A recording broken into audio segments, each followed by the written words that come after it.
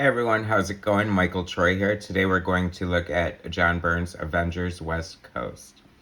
Okay, so everyone knows that John Byrne left Marvel to revamp Superman in the 80s, and it was quite a success, but he felt a little, I don't know, I guess disenfranchised and wasn't really happy with the way things turned out, even though it was successful. So I think that he just kind of came to the conclusion that they kind of just wanted him to bring, sales. And I mean, that's pretty obvious. I mean, why else would you want John Byrne? He was like one of the top creators at the time.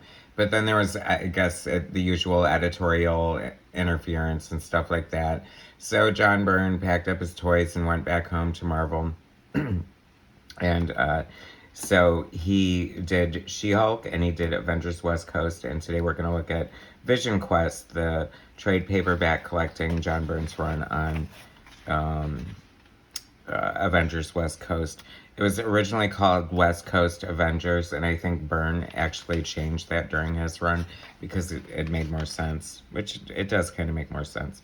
And this is all written and drawn by John Byrne, except for when he dropped out in the last of it, but we'll get to that. So I remember seeing the preview for this. I was very excited for John Byrne's return to Marvel and to the Avengers. I loved his Superman stuff, but he could do anything and I'd follow him, so it doesn't really matter. Mike Matchlin, I wasn't crazy about his inks at the time, but having gotten this and revisiting it, I think he did a really excellent job. I really like the inks on this. They're Scarlet Witch's twins. So this is hot on the heels of Wanda Vision just coming out on Disney Plus, and I did love it. I have to say, I think they are going to borrow a lot from what came before with John Byrne and other creators. Bill Mantlo, I believe, wrote the miniseries that it seems kind of based on the one Rick Leonardi drew. So this is Tigra, kind of a offbeat group of Avengers here, not exactly the top tier. We've got Wasp, and even though I love them all, Wonder Man, Tigra, so Tigra's becoming a little more feral. That's what John Byrne's exploring with her character in this arc. Great. Obviously not the real Ultron, but John Byrne has a way of working in characters he wants to draw, whether they're really there or not. As we saw on his run on Wonder Woman, she fought everybody under the red sun and the yellow sun and the blue sun. I love Wonder Woman's 80s hair there, sporting the mullet. I mean, Lord help us, right? I guess it doesn't look so bad. His costume was cool. I liked his red, like smoking jacket. I'm an actor, red glasses bit, but is this cool costume too. So John Byrne is kind of the fixer as they, great shot of the Vision there. That's like classic Neil Adams looking homage in a little bit. Do you think, guys? So they're on the West Coast, so this is Los Angeles, and here comes Mockingbird, Hawkeye's ex-wife. This is fun. I mean, you just don't have superhero comics like this anymore, and why not? You know what I mean? I mean, look at the Scarlet Witch's outfit. That's ridiculous. Could you imagine being dressed in that 24 hours a day? John Byrne did these great close-up headshots on his Avengers West Coast run, and I really like them. I think it sort of brought a signature. I also love this great two-page spread without really being a two-page spread. It's just one gigantic panel. I'd love to see the original art for this. Anyway, so, well, I guess we'll get there when we get there, but, this is great. Byrne at his best. 6-panel storytelling. You want the money shot on every page, but you're just not going to have it in classic, traditional comic books where the story took precedence. I mean, there's a lot going on here, 6 panels, 7 panels. So the Vision and Scarlet Witch got married because, when your brother's not available, you marry a robot. And, and people in the know will get that joke, and it's a bad joke, and I apologize. But, so apparently, if Wanda conjured these twins up because robots or androids, I apologize. That's so AI, un-PC, insensitive. But so come to find out, her babies are like disappearing when she's not thinking about them. Oh, and Vision has his own problems. Remember, this is called Vision Quest, so this is having a lot to do with Vision and the Scarlet Witch. But he's completely dismantled. His red skin just lying there. How horrifying. Classic John Byrne, like Frankenstein mad scientist, like people or organs or things in glass tubes with liquid. Gotta love that. Oh, this is, I don't want to give it away too soon, but I'm working on this theory that John Byrne is a robot. So I think I'll make that a video unto itself. If you want to weigh in, or you can wait.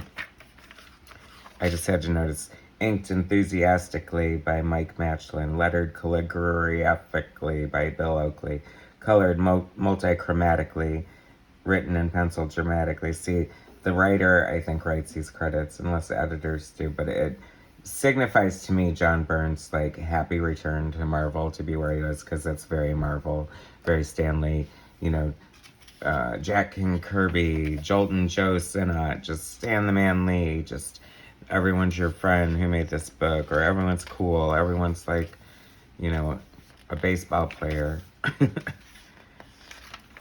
I really love this run on Avengers West Coast. And you can always count on John Byrne, like I said, for some great cameos from around the Marvel Universe. I mean, he literally drew everyone here. Not everyone, but Dazzler. Dead. Is she dead? At this point in the game, you know, everyone, that's the bad thing about this, like, revolving door on resurrection in the Marvel Universe. And DC, it's like, who can keep track anymore? I mean, literally, if I took over a book, I would be like, okay, everybody's dead, nobody's dead. This reminds me of a page from Avengers Annual 10 with Scarlet Witch and a very similar smoke effect. I'm not saying that John Byrne swiped that, because I highly doubt it. But it just reminded me of it. Oh, thank God my twins are here, because I'm thinking of them. I love this, like the Quinjet flies into the side of the mountain. I mean, that's very, like, very classic superhero. That's what I love, classic superhero stuff. Can't get enough of it. The Vision monster, of course, has to go nuts and just start beating things up. And this is a John Byrne comic book, so there's no problem with having a woman batted across the room. You know, Scarlet Witch isn't even, she's a total, you know, totally strong, powerful character as far as her mutant hex ability. She can alter probabilities. That's a dangerous, oh my God, this is so cool. He added U.S. agent, but like, I guess since Captain America wasn't available, he had to add U.S. agent. But, you know, he's not here to be Captain America. He's here to be U.S. agent. He acts like a total dick. It's fantastic. So then, behold the Vision. This is an homage, obviously. John Byrne does like his cover homages to the great late John Buscema, who drew that. I want to say it probably was the first appearance of the Vision, but the cover was all in red. But this is John Byrne's, like, it's illogical to have a colored costume. We'll get to that.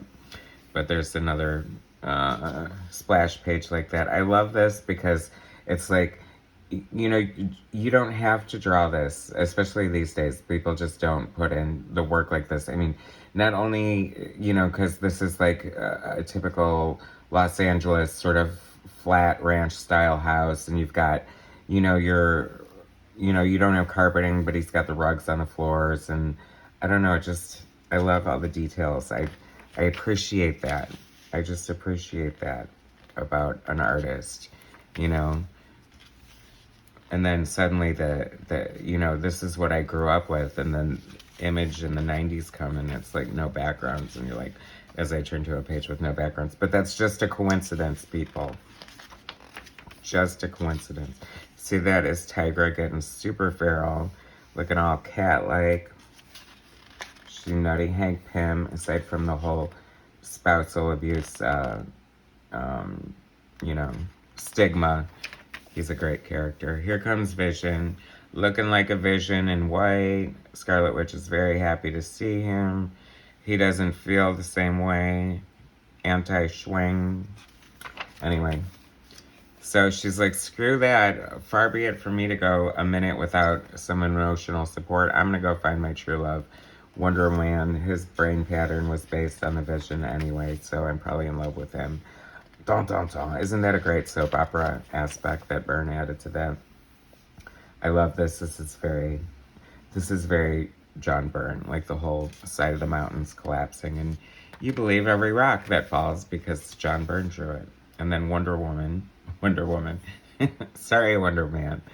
But I know you're secure enough in your masculinity that you'll forgive my faux pas. Anyway, so he's flying into space to deal with his anguish. And there they are, just arguing in the living room. U.S. agent looks pretty heated there. I love this zip-a-tone effect. And this would be easily done by the colorist now. But like, the inker had to like slap down some zip-a-tone, like cut out some, like it was on clear plastic sheets, the screen. And then if you ever buy old original art and see it, it's really cool. Next issue, the Great Lakes Avengers. I mean, how fun is this? You know you're in for something different. Oh, look, he has so many teeth in his head. That's definitely like an Image Comics homage before the fact. Do you like that? He's predicting homages in his art now. So this is, they're actually pretty cool characters. There's Flat Man and Mr. Immortal. I forgot her name. Big Bertha. That's unfortunate. And him, he's cool. But these look like, you know, Alpha Flight characters, kind of. Like, literally. Like, the one in yellow could be Pink Pearl. Oh, here we go. Hank Pym, is he at a hotel or something? Hanging out. John Byrne does draw some attractive-looking men, so that's kind of fun to see. And here we go. It's the 80s, so you got this, like, big collar, this mini skirt with the socks and the hair. Oh my gosh, it's so fantastic. I mean, sorry, Wonder Woman 1984, but all you really had to do was go pick up an old comic book to get the fashion and the homages correct. This, I don't know about this, guys. So here's Tigra acting like a cat, like literally, because she's becoming feral. And then she's like chasing mice, and she attacks U.S. agent, and he slaps her across the face.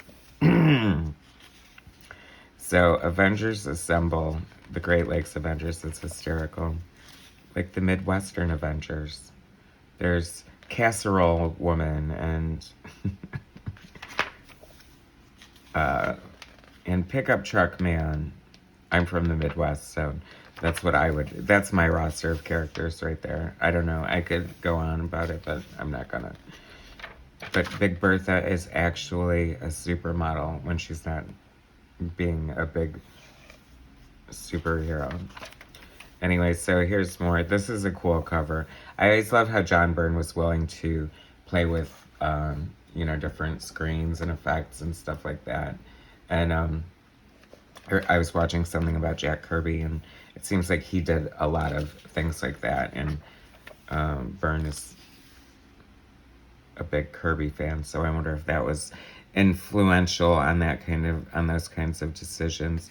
See, and suddenly here's Black Panther just hanging out because he's an Avengers, and the Avengers should all, you know, keep in touch and stuff. There's Wonder White Man still rocking his mullet. Oh, so I see how it is. Now the cat wants to get busy with U.S. agent since he put her in her place. Oh, Tigra.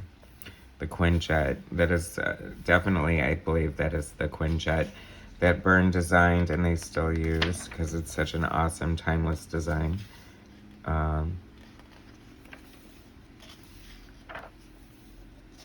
She-Hulk. I love She-Hulk in the Avengers. I love She-Hulk in the Fantastic Four. I love She-Hulk by herself.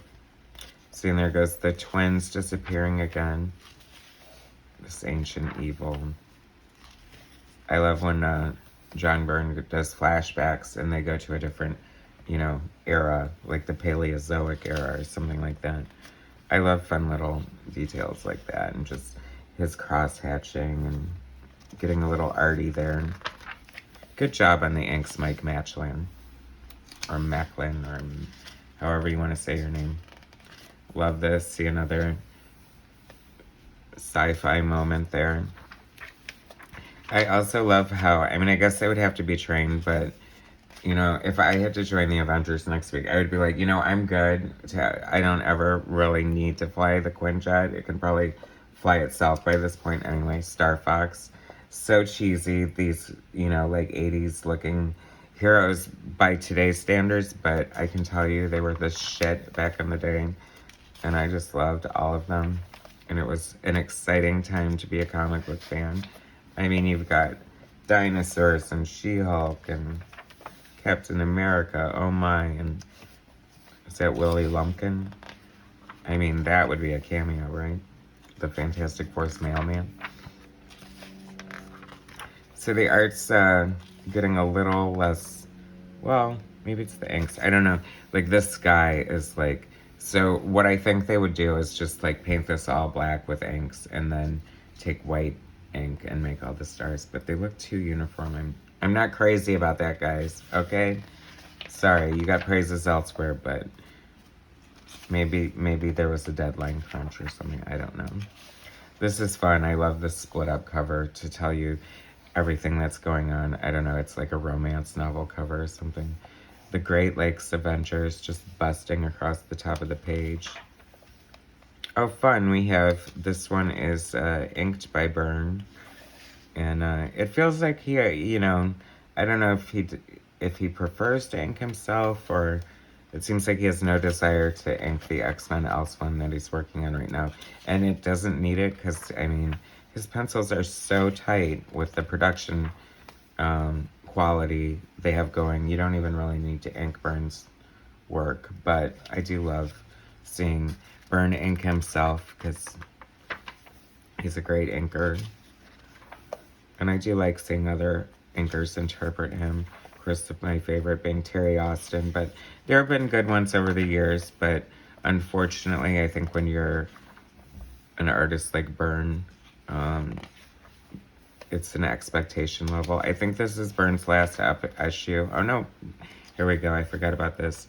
The return of the original Human Torch. I'm not even going to get into his whole story, but there was a Human Torch before the one and the Fantastic Four. And Vision wound up having his body. But they're here together, so it can't be the same thing. I don't know. John Byrne was the fixer, and sometimes he fixed things for the good, sometimes he fixed them for the bad. Sometimes they made sense, sometimes they were just crazy. Great, and Vader's not there. But, you know, it was always entertaining and different. He was always pushing the envelope and bringing something new and exciting. So why not? So I guess this is wrapping up here, but I forgot where he went after this, but it was very exciting to have Agatha Harkness drop in.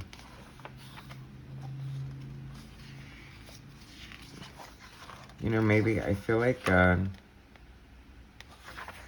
anyway, so that's it for the Avengers West Coast trade paperback by John Byrne, and I hope you enjoyed that. It's a great companion for Wanda Vision if you're watching that, and who isn't. Alright, so thank you for watching. Hit like, subscribe to my channel, and I'll bring you some more content later. Thanks, guys.